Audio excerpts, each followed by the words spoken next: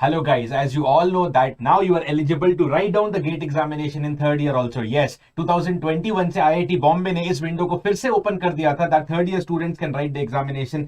Personally आपको पता है I also wrote the GATE examination in third year. That is long back, उस समय भी allowed होता था.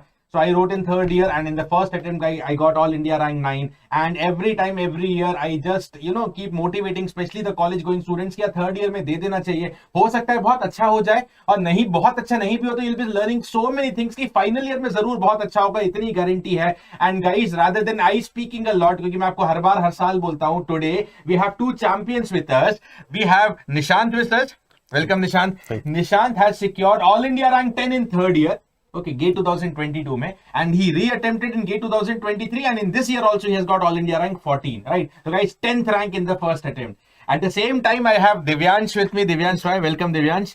And Divyansh, पहले उनको क्लियर नहीं था कि किस डायरेक्शन में जाना है, बट हाँ स्लाइटली इनको पता था कि फाइनली PSU टारगेट करना पड़ सकता है या गेट का बैकअप होना जरूरी है. तो his aim was final year, but third year में ही कैजुअली थॉट किया एक बार गेट को देके देखते हैं, टेस्ट करके देखते हैं, ताकि फाइनल ईयर में जो भी होगा बेस्ट होगा. And with that mentality he right on the GATE exam in third year and he got 781 rank. लेकिन वो 781 से जो जंप हुआ है, now he has got all India rank 12 in this current GATE 23 examination. So Divyansh, 781 एक आपने attempt किया, उस अटेम्प्ट से क्या क्या सीखा और क्या बेनिफिट्स हो सकते हैं एक एस्पिरेंट के लिए थर्ड ईयर में गेट अकॉर्डिंग टू यू? तो गेट थर्ड ईयर में एग्जाम देने से सबसे बड़ा बेनिफिट है कि हम लोग को आइडिया लग जाता है एग्जाम कैसे देना है, ताकि हम लोग अच्छे से अचीव कर पाए. फॉर एग्जांपल, जब हम लोग कोई भी एग्जाम देते हैं तो उसके पहले हम लोग एक मॉक एग्जाम देते हैं. तो मैंने थर्ड ईयर वाले अटेम्प्ट को एक मॉक एग्जाम जैसा लिया और फाइनली उससे मैंने ये क्या सीखा कि क्या क्या गलतियां मैंने की है और उस गलतियों पर मैंने नेक्स्ट ईयर काम किया. क्योंकि ओवरऑल PSU या किसी भी चीज़ के लिए फोर्थ ईयर रैंक ही इंपॉर्टेंट है, इसलिए मैंने थर्ड ईयर में एक रैंडम अटेम्प्ट दिया और उसमें मैंने अपनी सारी गलतियों को सुधार कर फाइनली मैंने 2023 में फोर्थ ईयर वाले अटेम्प्ट में मैंने 12 रैंक लाया. ग्रेट. एंड साथ ही के साथ ये भी मेंशन कर दे, not only 12th rank in EC, Divyansh also has 9th rank in instrumentation branch. ठीक है, तो मतलब एक बार प्रिपरेशन की और 2 रैंक एक साथ लेके आए एक ही बार में. सो जो थर्ड ईयर का प्रिपरेशन था आपका, क्या कॉलेज से कुछ रिलेट हो पाता था उस समय या टोटली अलग जाना पड़ता था? जी, थर्ड ईयर में कॉलेज से बहुत ज़्यादा रिलेटेड होता है, क्योंकि हम लोग थर्ड ईयर और सेकंड ईयर में वही सब्जेक्ट पढ़ते हैं जो कि हमारे गेट एग्जाम में पूछा जाता है. फोर्थ ईयर में तो कुछ एडवांस टॉपिक भी पढ़ाया जाता है, लेकिन थर्ड ईयर तक का सिलेबस गेट के सिलेबस से एग्जैक्टली मैच करता है. तो उसमें हम लोग को बेनिफिट मिलता है कि हम लोग ईजिली थर्ड ईयर में भी अच्छा रैंक ला सकते हैं. चलो ग्रेट. सो मतलब गाइस, आपने सुना कि कैसे थर्ड ईयर के एक ट्रायल से दिव्यांश ने काफी कुछ सीखा. Right, it is all about learning, क्योंकि फाइनल ईयर वाले अटेम्प्ट से सीखोगे तो आपके पास चांस बचेगा ड्रॉप आउट होने का. Why to take that extra pressure to being drop out? तो वही चीजें जो सीखनी थी वो दिव्यांश ने थर्ड ईयर में नहीं, फर्स्ट अटेम्प्ट था उनका थर्ड ईयर में, लेकिन उस समय सीख ली सारी चीजें और फाइनल ईयर में स्टोरी आपके सामने, all India rank 9, all India rank 12. इसी के साथ अब निशांत के साथ आते हैं, जिनने फर्स्ट अटेम्प्ट में मतलब कुछ स्कोप ही नहीं छोड़ा, ऑल इंडिया रैंक 10. सो मुझे लगता है काफी डेडिकेशन आपका उस समय रहे होगा. तो सबसे पहला मेरा क्वेश्चन ये है, क्योंकि आप कर तो चुके ही हो बट फिर भी आपके अंदाज में बताइए, क्या थर्ड ईयर में फर्स्ट अटेम्प्ट में गेट रैंक लाना पॉसिबल है? सर बिल्कुल पॉसिबल है, मैं तो ला चुका हूँ. और मैं ही नहीं, थर्ड ईयर में और भी लोग रैंक लाए हैं. बिल्कुल, तो बिल्कुल पॉसिबल है, कोई करना चाहे तो बिल्कुल कर सकता है. करेक्ट. तो कितना एफर्ट्स लगा ये थर्ड ईयर में रैंक लाने के लिए?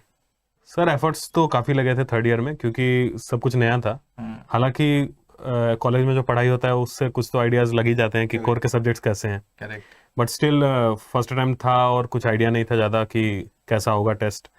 एंड लेकिन ठीक है, एक बार प्रिपरेशन शुरू हो जाने पे, कुछ सब्जेक्ट्स कवर हो जाने पे कॉन्फिडेंस धीरे धीरे बिल्ड होने लगा. राइट. एंड अच्छा हुआ एग्जामिनेशन. सो आपके हिसाब से, coming to the same point, आपके हिसाब से क्या बेनिफिट्स हैं थर्ड ईयर में गेट लिखने के लिए? क्योंकि आपने इतनी मेहनत की थर्ड ईयर में, तो कुछ तो माइंड में रहा होगा ये what you want to achieve, otherwise without that ना इतनी मेहनत निकलती नहीं है. सो क्या बेनिफिट्स हैं आपके अकॉर्डिंग थर्ड ईयर में गेट एग्जाम को लिखने के लिए? सर सबसे पहले तो थर्ड ईयर में आप जब गेट एग्जामिनेशन देंगे तो उससे आपके कोर के सब्जेक्ट्स के कॉन्सेप्ट्स क्लियर हो गए. करेक्ट. तो उससे क्या हुआ कि आपके जो कॉलेज में जो पढ़ाई चल रहा है या फिर कॉलेज में जो सेमेस्टर एग्जामिनेशंस आ रहे हैं वो आप इजीली क्रैक कर सकते हैं. उसमें आपको बहुत ज़्यादा टेंशन नहीं लेना है. वाइवाज होते रहते हैं कॉलेज में जनरली, तो उसमें आपको टेंशन नहीं होगा. सेकंड, आपके पास हो जाता है कि कॉन्फिडेंस बिल्ड हो जाता है. अगर आपके पास एक अच्छा रैंक आ गया थर्ड ईयर में, अच्छा नहीं भी तो अंदर 1000 रैंक अगर आपके पास है, तो एक कॉन्फिडेंस था कि फोर्थ ईयर में आप बहुत अच्छा करेंगे. बिल्कुल. प्लस आपको अपने गलतियों का पता चल जाता है कि कहाँ गलती की है. एंड ऑब्वियसली हम लोग सब लोग मॉक टेस्ट तो देते ही हैं. करेक्ट. मॉक टेस्ट देने का मतलब ये है कि आपको फाइनल अटेम्प्ट से पहले कुछ नेट पे प्रैक्टिसिंग करना है। 100%। तो मेरा कहना है कि जब आप नेट पे प्रैक्टिसिंग कर ही रहे हैं तो आपके पास अगर अपॉर्चुनिटी है कि आप ओरिजिनल मैच ही खेल सकते हैं, तो इस थर्ड ईयर में आपको अटेम्प्ट देना चाहिए बिल्कुल। बिल्कुल। और उससे मतलब प्लेसमेंट्स वगैरह पे कुछ इम्पैक्ट आपका आया, बहुत हेल्प हुआ या आप रिलैक्स हो गए, क्या सिचुएशन हो गई थी? हाँ सर, हमारे थर्ड ईयर में इंटर्नशिप्स आते हैं, मतलब सेकंड ईयर के शुरुआत में इंटर्नशिप्स के टेस्ट होते हैं, थर्ड ईयर के एंड में हम लोग इंटर्नशिप्स करने जाते हैं। तो डिजिटल प्रोफाइल मेरा है, मैं डिजिटल इलेक्ट्रॉनिक्स पढ़ा था पहले गेट के लिए, तो उससे क्या हुआ कि मेरी इंटर्नशिप बहुत अच्छी जगह लगी, और प्लेसमेंट्स में भी कंपनीज में आपको इजीली मिल जाता है, वो आपको अपॉर्चुनिटी मिल जाती है, आपका सिलेक्शन हो जाता है, जो कि आपके साथ पढ़ने वाले लोग को शायद ना हो जो गेट का तैयारी ना किए हो। तो आपके पास ऑलवेज एक एज रहता है कि आपके पास कॉन्सेप्ट्स है, आप जो इंटरव्यूअर आपसे क्वेश्चन पूछ रहा है आप उससे थोड़ा एडवांस वर्जन पे समझा सकते हैं, क्योंकि आपके पास कॉन्सेप्ट्स की क्लैरिटी है, तो काफी हेल्प करता है उसमें। ओके, सो मतलब इन एंड ऑल आपके लिए बहुत अच्छी और वंडरफुल जर्नी रही, और आपने काफी कुछ सीखा भी यहाँ से, और फर्स्ट अटेम्प्ट में रैंक भी लेके आए, सेकंड अटेम्प्ट में भी आपका बहुत अच्छा रैंक 14th रहा। जी। और इसी के साथ मैं स्टूडेंट्स को एक और पॉइंट ऐड कर दूं कि जो दो लोग आपके सामने खड़े हैं, Nishant and Divyansh, they are just not like randomly standing, okay, तो they are very good friends also, दोनों IIT BHU को बिलोंग करते हैं, वेरी गुड फ्रेंड्स, साथ में ही नोएडा ऑफिस आए हुए हैं अभी हम लोग से इंटरेक्ट करने के लिए, और शायद साथ में आगे बैंगलोर भी जाने वाले हैं, क्योंकि they have both got placed also in the core company. So अभी आप लोग PSU या एमटेक के लिए इमीडिएट जाएंगे या कुछ 1-2 साल रुकेंगे, प्राइवेट जॉब करेंगे पहले? मैं एमटेक के लिए 1-2 साल बाद जाऊंगा, 1-2 साल जॉब करने के बाद। Okay, so you are placed at Qualcomm. Great. Nishant? मैं भी अभी कंपनी में ही जाना चाहूँगा, मैं एनवीडिया में प्लेस्ड हूँ, राइट। बट इन फ्यूचर मैं क्योंकि इंजीनियरिंग सर्विसेज को भी टारगेट करना चाहता था, ओके, तो उसके लिए भी गेट का प्रिपरेशन इंपॉर्टेंट तो था। ये भी बहुत अच्छी बात है, मतलब इंजीनियरिंग एटलीस्ट हमारी इलेक्ट्रॉनिक्स ब्रांच में था, क्योंकि ESE का सिलेबस काफी ज्यादा है, so at least you are prepared for GATE, तो मतलब एक सब्सटेंशियल पार्ट से आप टेंशन फ्री हो गए हो। और एक और चीज यहाँ पे आप लोग, क्योंकि अभी जस्ट फाइनल ईयर में ही है, तो आप लोग ने फील किया होगा कि during the final year there is lots of pressure, है ना, मतलब प्लेसमेंट का लेना है, एवरीबडी नीड्स अ बैकअप, आप लोग भी प्लेसमेंट लिए, भले गेट का एग्जाम हुआ होता है या नहीं हुआ होता, यू नीड प्लेसमेंट, इंटर्नशिप्स के लिए जाना है, मेजर प्रोजेक्ट एक बहुत बड़ा टास्क होता है। तो इस सिचुएशन में मान लीजिए अगर आप लोग फर्स्ट टाइम गेट प्रिपेयर कर रहे होते, नहीं दिया होता थर्ड ईयर में, तो क्या एक एक्स्ट्रा प्रेशर होता? बिल्कुल सर, बिल्कुल प्रेशर होता है आपके पास। वही बात हो जाती है कि आप एक बार फर्स्ट टाइम में जब एग्जामिनेशन देने गए, उसमें बहुत सारे फैक्टर्स हैं जो आपके कंट्रोल में नहीं रहते। आप उसको जब तक एक बार एक्सपीरियंस करके नहीं जाएंगे, आपको एक हमेशा नर्वसनेस ज्यादा रहेगा कि कुछ भी हो सकता है, या फिर कोई ऐसे फैक्टर्स हैं, आपको एग्जामिनेशन इजी भी आ सकता है, आपको एग्जामिनेशन टफ पड़ सकता है, टाइम में आपको मैनेज करने में इश्यू हो, या फिर आपको एक आइडिया नहीं है कि आप कुछ क्वेश्चंस को स्किप भी कर सकते हैं, ज्यादा टाइम लेने वाले क्वेश्चंस है तो आप स्किप भी करिए। तो ये सब चीज आप मॉक टेस्ट में तो नो डाउट देख सकते हैं, लेकिन मॉक टेस्ट में आपका सैंपल स्पेस काफी कम रहता है। करेक्ट। आपके पास अगर अपॉर्चुनिटी है कि आप एक बार में ऑल इंडिया बेसिस पे टेस्ट दे सकते हैं, आप ओरिजिनली अपने आप को इवैल्यूएट कर सकते हैं, तो थर्ड ईयर में बिल्कुल देना क्योंकि चाहिए। वो प्रेशर जो गेट एग्जाम के डे होता है वो किसी मॉक टेस्ट में आ नहीं चाहता, कितना भी हम कोशिश करें। बिल्कुल। सो क्या आपका ओपिनियन क्या दिव्यांश इस चीज पे, मतलब प्रेशर कितना ईज आउट हो जाता है थर्ड ईयर के अटेम्प्ट से? जी बिल्कुल।